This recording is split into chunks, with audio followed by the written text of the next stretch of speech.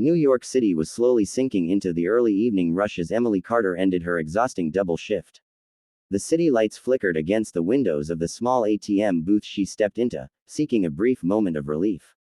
She inhaled deeply, her shoulders heavy from the day, and murmured, "I just want to see my balance," while sliding her card into the machine.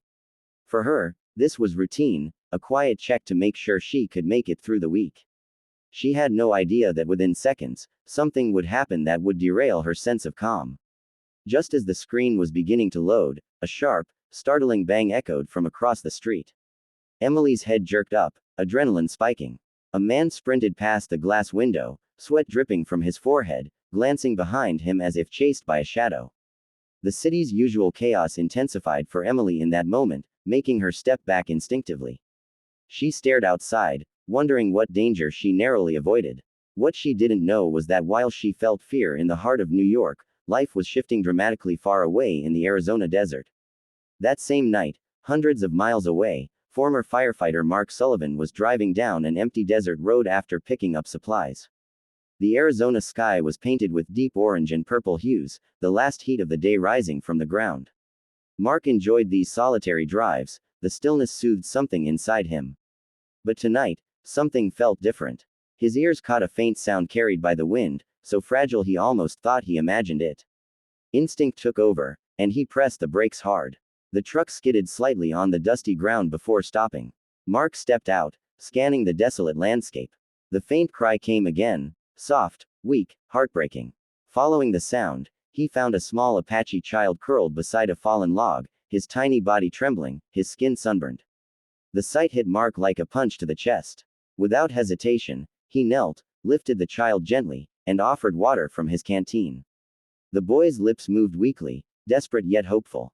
Mark wrapped him in his jacket, feeling the child's fragile weight against his arms. Mark rushed him to the truck, whispering soothingly, "You're safe now. Stay with me, buddy." As he drove through the night toward his cabin, Mark kept checking on the boy, making sure he was breathing steadily. The roads were silent, the desert moon glowing faintly, and Mark refused to let exhaustion slow him down.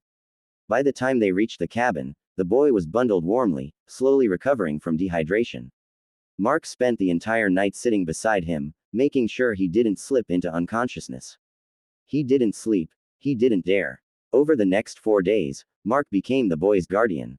He cooked small meals the child could digest, cleaned his cuts, and told gentle stories to keep him calm. The boy didn't speak much, but his eyes slowly regained light, a soft trust forming between them.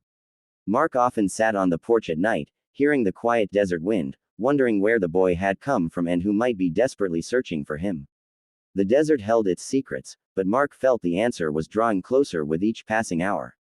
On the 4th morning, the sun had barely risen when a firm, unexpected knock rattled the cabin door. Mark froze mid-step. Nobody visited him out here. With cautious movements, he opened the door, and his breath caught.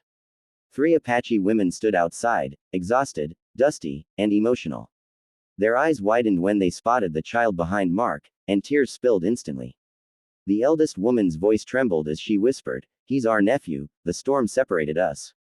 We feared the desert had taken him." In that moment, Mark realized his sleepless nights and desperate care had saved far more than one life. He had restored a family's hope.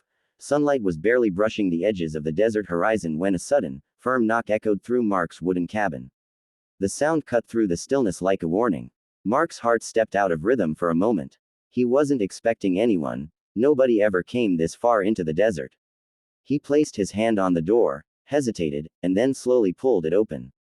Standing before him were 3 Apache women, their clothes coated in dust, their faces marked by sleepless nights. The moment their eyes landed on the child behind him, grief and relief collided into tears. The eldest woman stepped forward, trembling as though she had carried mountains on her shoulders. Her voice was rough from crying and days of calling through the desert winds. "He's our nephew," she whispered, her voice cracking. "The storm separated him from us, we thought the desert had taken him." The pain in her words settled heavily in the room. Mark stepped aside immediately, giving them space, watching as the women fell to their knees around the boy.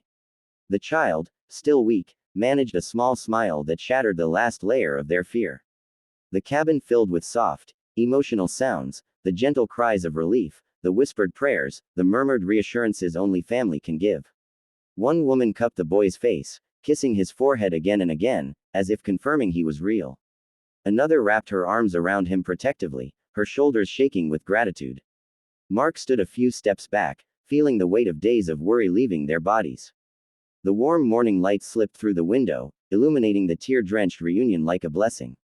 For a moment, the cabin felt sacred.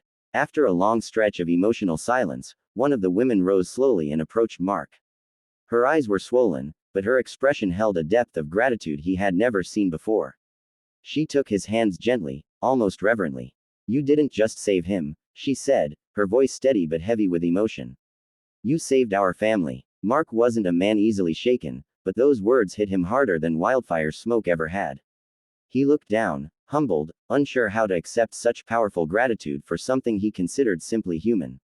He tried to explain that anyone would have done the same, but deep down he knew the desert didn't offer second chances easily. Many people might have driven past, unaware or unwilling to stop. But he wasn't built that way. His heart had always been pulled toward those in danger. The women listened quietly, watching him with a respect that softened the air. They asked how he found the boy, how he took care of him, and with every detail Mark offered, their admiration grew. The boy sat between them, leaning into their arms, the safety of family slowly bringing peace back to his face. As the morning sun brightened the cabin, something deeper settled between them all, an understanding that kindness has the power to cross every border, every culture, every distance. Differences in language, background, and worldviews melted away in the presence of love and humanity. Mark felt the weight of that truth settle warmly inside him. What started as a desperate moment on a desert road became a bridge between strangers, a reminder that the world becomes gentler when one human chooses to care for another. And in that quiet desert morning, surrounded by gratitude and newfound connection, Mark realized that sometimes the smallest actions echo the loudest in the lives they touch.